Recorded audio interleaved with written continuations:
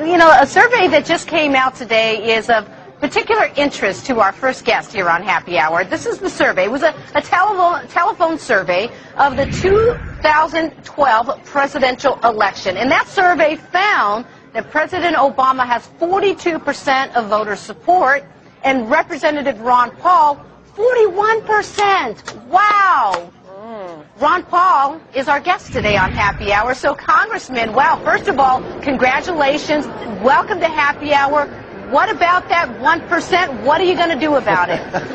I don't know. Do you think that was an authentic poll? That's a bit of a surprise to me. It was a legitimate poll. It was a Rasmussen poll, Congressman. And, yeah, it was a surprise even that they ran the poll. No, I guess it's a pleasant surprise, but I don't know what that means since I'm not a candidate for anything except to get reelected to Congress, so I guess I'll work on that. Well, Congressman, let's talk a little bit, though. You know, is there any chance that you would run in 2012? I talk about all the time that I wouldn't vote for a Republican or Democrat, but doggone it, if you ran, it would actually challenge that premise of mine, and I'd love to see you run as an independent for sure.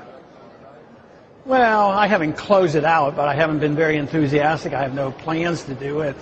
You know, that poll indicates that, you know, the message of limited government is pervasive throughout the whole society, and it is not a party thing.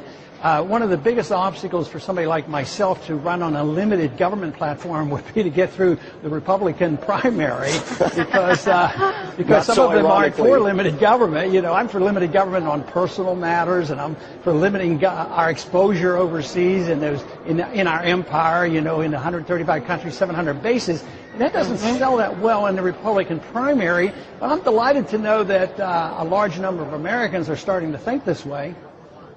Well, you know, Congressman, what would it take to give President Obama a run for his money in the upcoming election? What really would have to be the strategy in running against him? Well, I don't have any strategy because I don't have any plan. But one thing I have said was that, you know, I've talked a lot about the economy, and the breakdown of the financial system sort of verified the Austrian school of thought, and that is what I've been talking about. So I gained credibility there and gained exposure. I think the next shoe to fall will be a monetary crisis where the bond bubble will burst. We've had the NASDAQ bubble, we had the housing bubble, now we have a bond bubble. When the bond bubble bursts, what you have are higher interest rates and depreciation of the currency and inflation. We're not right there yet, but we have a potential.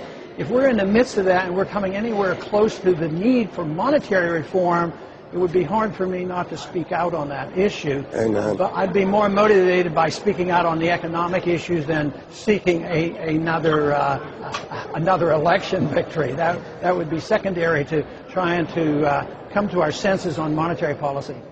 Well, and something else that you're comfortable speaking out about is the president. And we found that recently you had said in a speech that you referred to the president because a lot of people have been saying that he's a socialist because of all this government involvement in corporate America. But you came up with the term that we all really liked and was fascinated by.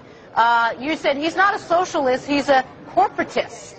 Explain that for our viewers. Well, there's a little bit of semantics here and technicalities, and I was thinking in terms of economics. If you're a socialist, you take over everything, total ownership. And that isn't the goal. The American people wouldn't put up with it, but the American people seem to tolerate a lot of regulation.